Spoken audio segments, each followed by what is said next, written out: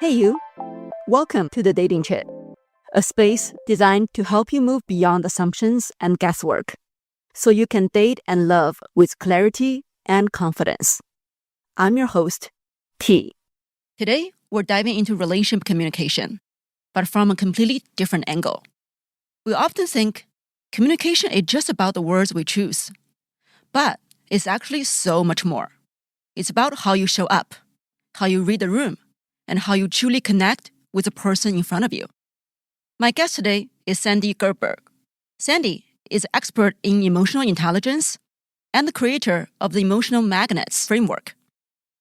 It's a fascinating look at why we're naturally drawn to certain people and why we struggle so much with others. In this conversation, we're breaking down how to understand your own magnetic needs. First, how to read others more clearly, and how to build a connection that actually lasts in dating, in relationships, and in life. Let's dive in. Hi, Sandy. Welcome to the pod. Thank you. I've been so looking forward to diving into topic today with you on emotional intelligent communication, especially your expertise on emotional magnets. I'm looking forward to our conversation. What inspired you to devote yourself to this topic, emotional intelligence communications? I've been fascinated with communication since I was a child. My mom was a psychologist and she taught us a little bit about body language when we were little. And when I was, 12 or so, I remember taking one of her books from her library on body language to try and figure out what the girls were whispering about at the lockers. Oh, that's cute. And I was just always very interested on the power of words, how words can make people make an action or listen. So I was the kid that other kids asked, Sandy, what do I say to get my parents to say yes? So crafting communications always been in my blood. Then life evolved into becoming a marketer. I took that passion into marketing because essentially you're writing copy to help people to listen and to act and to buy. That evolved into emotional intelligence and communication when I realized, my life was really needing a change. Communication is definitely a powerful tool for all of us. Yeah. And, most of us haven't been trained in communication formally, right? We just pick it up from our family members and our work situations, and they're not always the best teachers, right? So we have to really figure out communication from failing at it. What we do wrong in communication usually lands with us not to do it again. Those of us that have taken some training, great. They're the ones that are really advancing in the world and leading. The ones that have learned about emotional intelligence and how they're communicating with themselves, that's where true leadership is born. Thank you so much for sharing that. Before we jumpstart, may I please invite you to tell our audience, after the conversation we have today, what do you think we'll all be learning at the end of the show? Well, it depends what questions you ask. But of course, my hope is that they understand that to start to be better at communication, it's not just about developing your skills. You first have to understand yourself better, because our conversation with ourselves is the conversation we're having with everyone else. So it all starts with understanding yourself better, and then you can connect with anyone, anywhere. Are you providing tools for all of us to understand ourselves better today? Yes, happy to provide tools. Would you like to start with communication magnets? Sure. So this process, I developed this framework, if you will, and it's a really quick, easy tool to understand why you make the choices that you do, and it helps you to communicate better in your life. So I found this from a failure. I was really successful about 20 years ago. I was an award-winning communication expert, and yet I was failing at the most important conversations in my life. I had a failed marriage. I was burnt out at work, and I hadn't spoken to my friends in weeks. Everyone was looking at my life and saying, wow, she's so successful. But I didn't feel successful because I wasn't communicating well in my personal relationships. So that really started eating at me. And I think people can relate to that. We try to look so successful through social and all these other things, but yet how are we actually really feeling? Are we feeling successful? So I wasn't. And so I thought, okay, I got to do something about this, right? At the end of the day, what I really wanted, T, was a relationship like my parents. I wanted 50 years of marriage and walking hand in hand and respectful, fun friendship, and loving. My parents are happily married. Yeah. Yeah, they're awesome together, super happy and supportive. It's so rare, right? Like it's so rare. It's so hard to find and it looks so easy and it's not. So I thought, okay, I'm not going to dive into another relationship right now. I'm going to work on me first because the pattern was there, right? I didn't just have one failed marriage. I had two. And I was like, okay, there's definitely something wrong in my communication. So that sent me on a path and I was on a mission. Truly. I read everything I could get my hands on for 10 years. So I was a single mom. I signed off men for 10 years. I didn't want to date. I didn't want to do anything. I just wanted to understand what I truly needed to be happy. I'm so grateful for that journey because I learned so much about myself. That's where the magnets started to form. I stumbled upon this research from the 60s, and it was like a New York bookstore used book, and it was research on emotional motivation. And I thought, okay, I was on Amazon. I was down some Amazon spiral. I had poured a glass of wine. I was reading this used book, and I thought, I'm just going to skim through it, And hours later, I looked up and I hadn't even touched my wine and I'd killed the book, right? Like it was great because I realized, wow, this is telling me about myself. I'm learning about myself. Wow. And so that book was The Magic Power of Emotional Appeal. It looked like a comic book, like it was old. And I was looking at the time for like a sales book, not even a relationship book. Right after that, I went to tell people, hey, try and explain what I'd learned. And I was tripping over it. It was a bit too academic. The marketer in me was like, we got to make this simpler. So I turned it into an acronym, SAVE, SAVE. And I didn't call them emotional appeals. I called them emotional magnets because this is truly what attracts and repels people in your life. These magnets, I started using them in my business. I had a little startup in my bedroom and I started using them in my business and in my networking. And my business grew very quickly to a top 100 fastest growing company. Okay. Using these tools. You develop this tool and this tool applies for both business and personal life. Yes. Because I had created it first because I was like trying to understand myself. And then I was like, let me use it in my business, which I did. And in networking, it made me way more confident meeting new people. Right? Because I wasn't going into events thinking, what do I say? I was like, ooh, I wonder what their magnet is. And I was asking questions. And because of that, our connection happened easily. And I really ended up loving meeting new people. Then I came to a point where I was like, okay, I might be ready to date again. And I went on this first date with this fella. And I remember thinking to myself, I don't want to bring out the list of all the things I want. And I don't want that crazy little banter that you do. And I just want to get to the point. Is this worth our time or not? Like most of us feel. On the first date. Yeah, on our first date. So I was like, I got nothing to lose. So I turned to him and I said, hey, buddy, this is what you're signing up for. There's 4 magnets that emotionally attract people in life. And mine are experience and achievement. What are yours? And he just kind of looked at me like, whoa, she's intense. I love that. Yeah. And then he told me his, right? And he told me his were safety and value. And I remember thinking, this is a great conversation. Quality conversation. We're really getting to know each other, like a little bit beyond just surface, right? It was totally real, right? And I fell in love with him right in that moment, right? Because we were having a real substantial conversation about what we truly need to be happy in our life. We've been honoring that ever since for 12 years. We have a phenomenal relationship. Our communication is very clear and very understood, and we empathize with each other because we know what each other needs. It's so refreshing. So I was so excited at this transformation in my business, transformation in my personal life. And people started saying, like, how did you find this happiness? What did you do? And so I wrote a book about it. That's where the book Emotional Magnetism came from. And it's been such a ride, T, because people are like, wow, like it's saved my marriage. It's helping me sell better. It's making me a better person, a better parent, teacher, friend.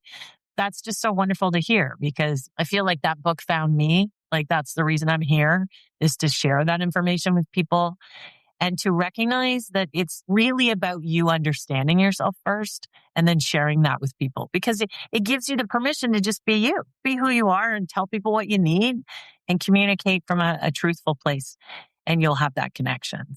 Are we able to take our relationship as example to show our audience how your magnets theory works? Yeah, sure. So There's 4 magnets. The acronym is SAVE. So S stands for safety. So this is people who are secure, they need structure, they need boundaries, very skilled in what they do. Their family's their priority.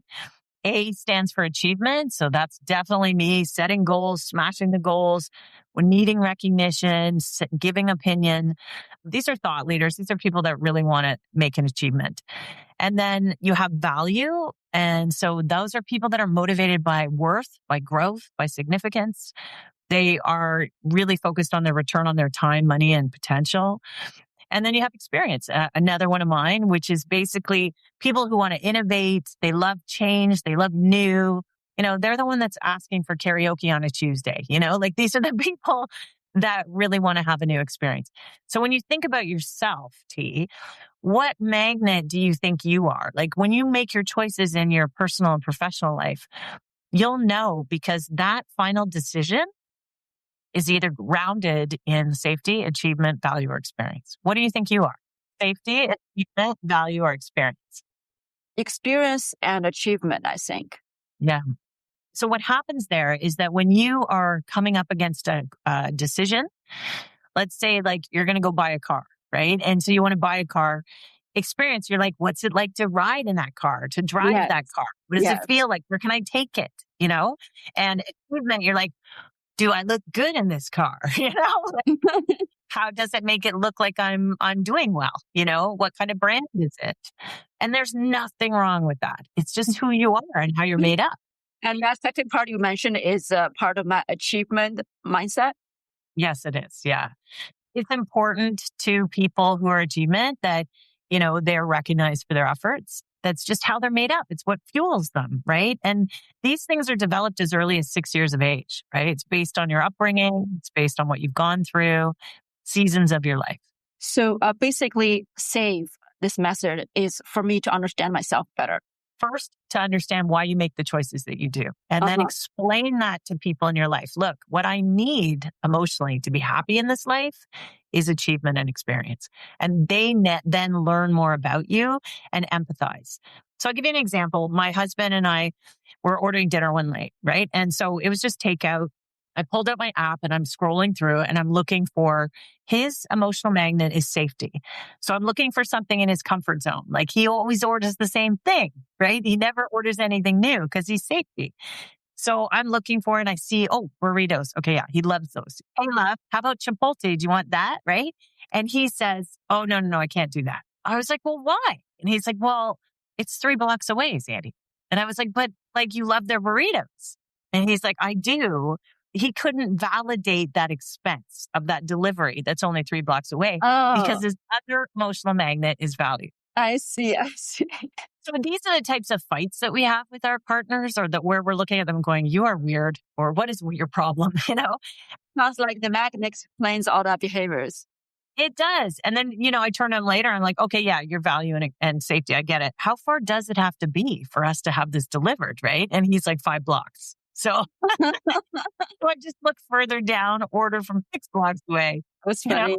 So this is the thing is like when you know someone's magnet and you communicate to that, it just makes like you're not fighting as much. You're not arguing as much because you understand them better, right? It's just who they are and what they need to be happy. That's how it works in your personal life. And in business, imagine I used to have all my team members do the quiz. So I knew what they needed from me as their leader. Nice. It then helped me be a better leader. And they were really engaged. They came with me from company to company to company because I knew what they needed to be happy.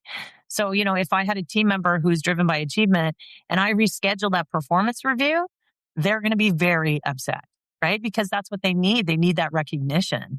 If I had a team member that was motivated by safety and I'm coming in talking about AI and it's so exciting and this is great, they're going to be freaked out because they need structure and stability and they need boundaries. It's so important to think about the people you're talking to, what they need before you even start communicating. That's the way you connect. So Sandy, beyond this, what else can people do to connect better, even maybe quicker with others to build a relationship? Oh, yeah. Well, you can look at what you're saying without any words, right? You can look at your nonverbal communication. I call them connection cues. This is how you can create instant connection. Because like in the first 4 minutes of meeting someone, our nonverbal accounts for half of contact. And we're just talking about in general, whoever we meet, right? Either friendship, normal social network setting, or you're on a date. Oh yeah, especially on a date, right? This is really important. I always get asked, Sandy, what do I do to make a quick connection, right? Like instantly. And also to leave a great impression. Yes, leave a good impression, but also more importantly, people make up a judgment of you within 7 seconds. Yeah, and assumptions. They're already thinking who you are. Do they like you? Do they not like you within a few seconds?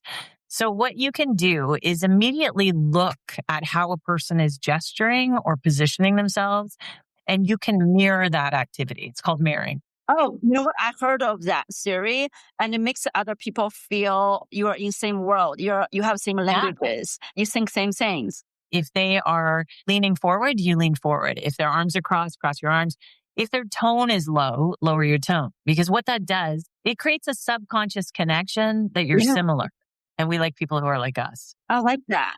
That's a very practical tips. And then another tip that you can do is like a lot of people are nervous meeting people in new situations. And since the pandemic and just, hybrid and everything, maybe they even have a resting cranky face, right? Like you just need a little tool in your pocket to make you look more approachable. So one that's really popular is what I call the power of E.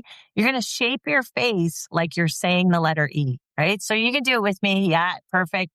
You're not actually saying E because that would be really weird, but just like think E. Yeah.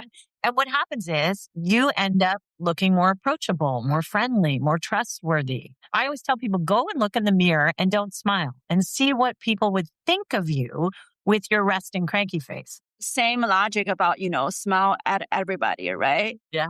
Be a pleasant person.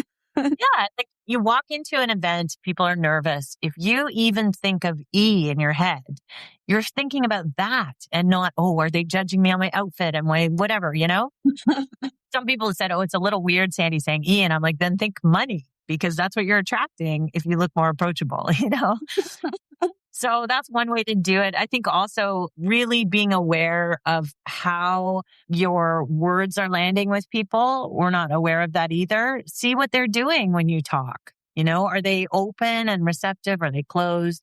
Are their feet pointed at the door because they want to escape your conversation? Which is actually a real thing. Watch where people's feet and toes are pointed because that's where people subconsciously want to go. Just being aware of how your content's landing, what people are doing when you're speaking, and then also what does your face look like when you're talking? Are you approachable and friendly looking? It makes a huge difference. Could you please clarify further on the last point you made about how your words landing? When you say something, how is someone reacting to it? Are their hands in front of their face like this? Because if their hands are in front of their face, they're blocking their thinking. And that thinking is typically negative.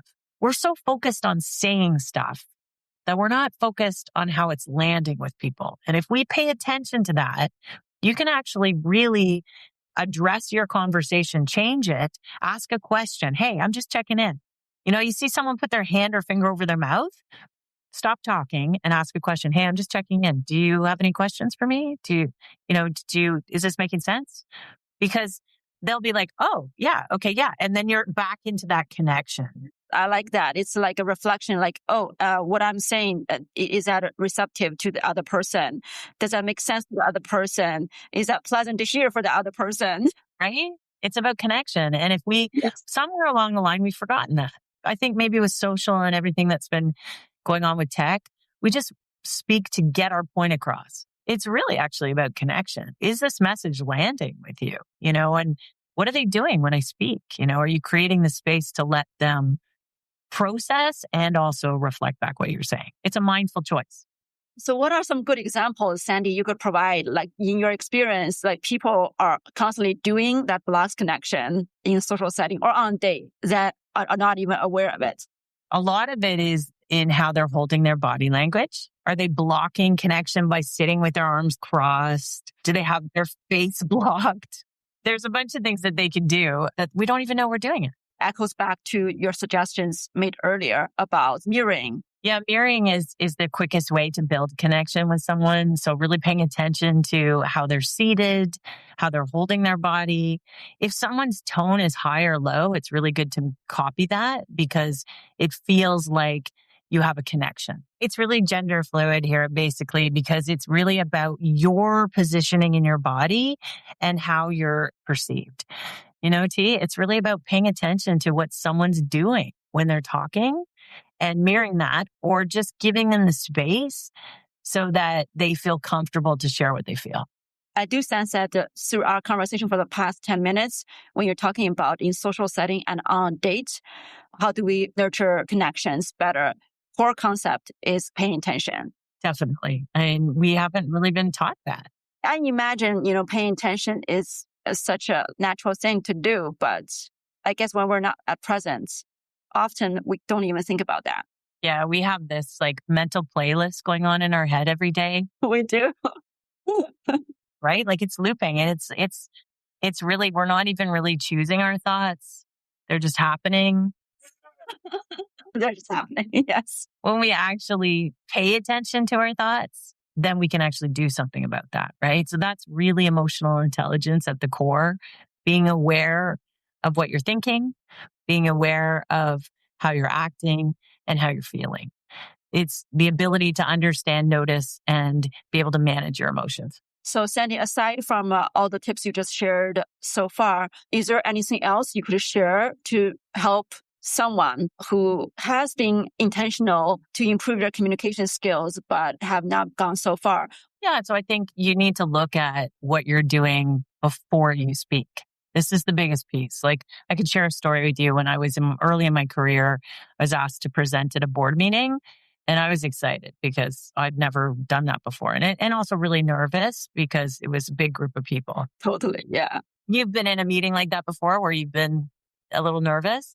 Of course, right? So many times. So I was getting prepared. I was given 10 minutes, 3 slides, and I rehearsed for days.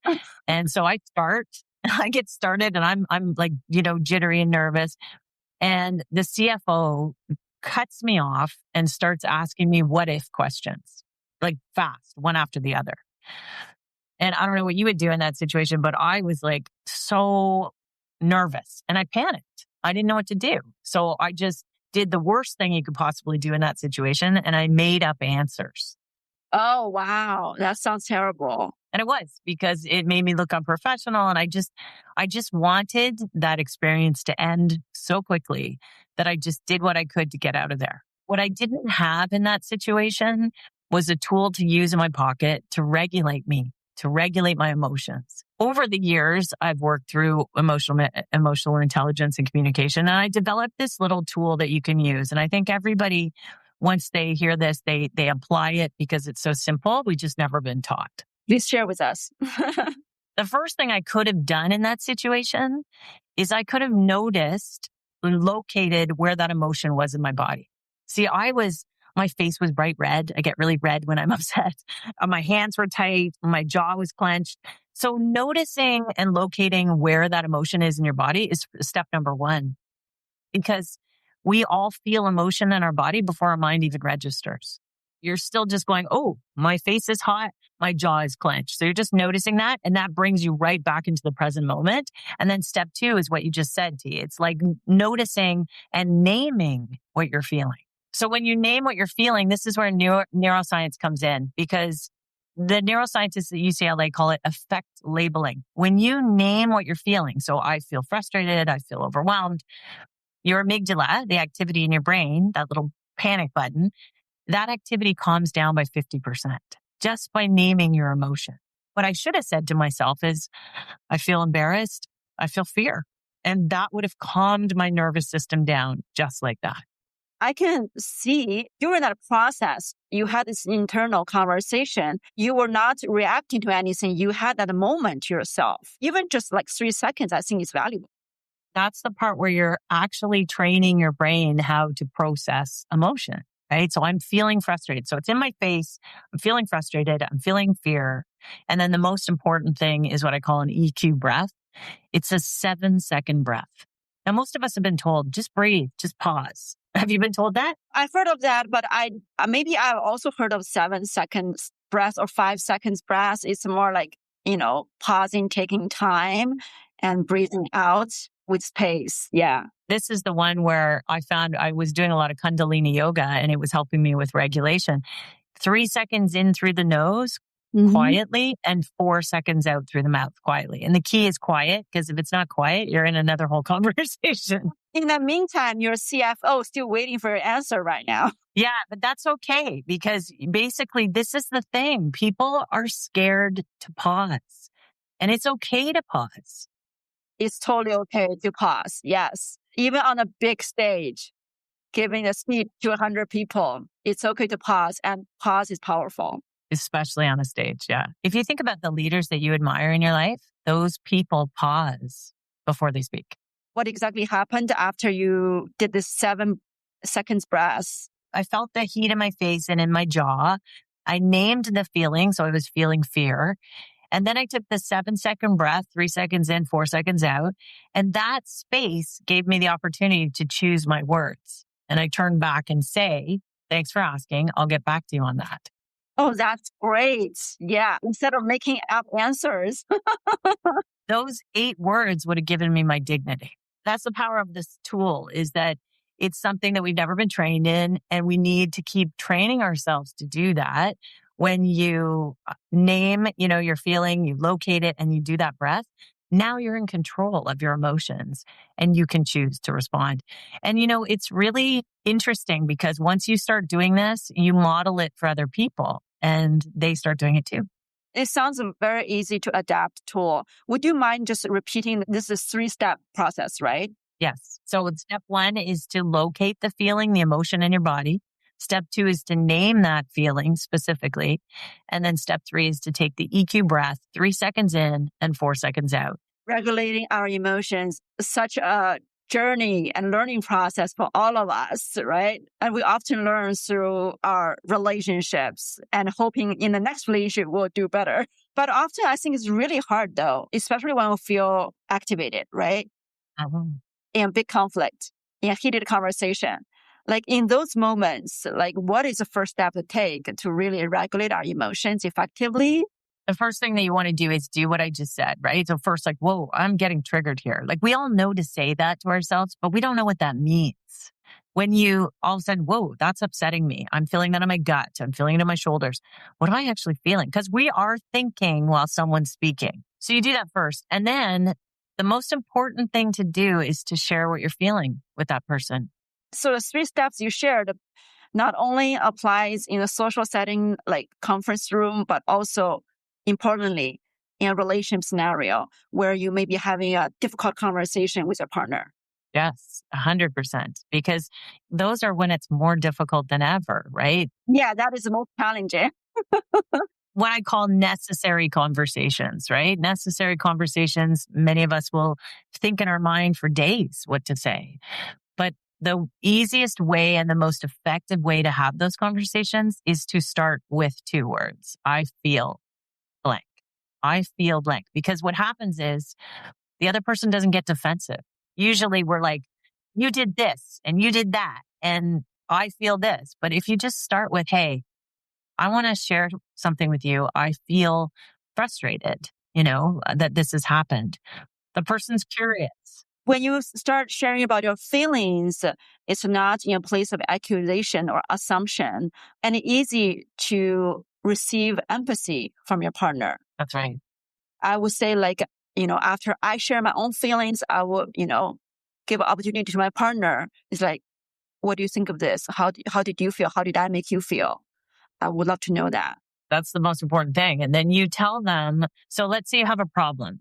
I call it the honest sandwich. Basically, it's 3 steps too. So the whole point of the tools that I create, they need to be accessible in the moment when we need them, right? There's so many great tools out there. Need to be simple and quick and easy to remember. Yes. So this is one that's really easy. Honest sandwich. You start with, I feel, I need, next. So those are the 3 things that you're thinking through. So let's use this I felt frustrated that you cut me off. I need to know that my opinion matters. Going forward, could you pause and let me speak? right? So those are the 3 things that you can do to move forward in the conversation. It also moves you from a state of feeling blame to moving the conversation forward. And that's the whole point of a good conversation. I like that. Nobody is being accused and nobody's a victim in this relationship during this conversation. They just share feelings. We're usually scared to do so because we're worried about being judged and making someone angry or upset. And we're not typically trained in how to share our emotions. Many of us will bottle them up, will avoid them, or will throw carbs at them, right? Yes, because our fear, right? We just never know whether this person who has only started dating maybe 1 month, how this person going to react if I bring up my feelings. Is it going to be too much for this person? Am I going to be rejected, right? But in the end, we all should be knowing, correct me if I were wrong, that I believe, in the end, at some point, you got to share that feeling that been troubling you. So no matter what, at some points throughout your relationship, you will have to share, right? Otherwise, without sharing your feelings, your bottle will pop open. We're scared of it. You look at like situationships and things like that are happening now, right? And dating and stuff. It's a different world for sure than when I was dating. But I do know that at some point, you're going to need to have a conversation at some point. And it's up to you when that point is, right? So the best way to do that is, I found, just like I did on my first date with my now husband of 12 years, I chose some courage to have that conversation and to share how I feel and what I need. And it's okay to ask for that. It's actually perfect to ask for that. And then you want somebody to be able to listen. I want to listen to what you need. That's the whole reason we're looking for a partner. We want to be taken serious, to be looked after for.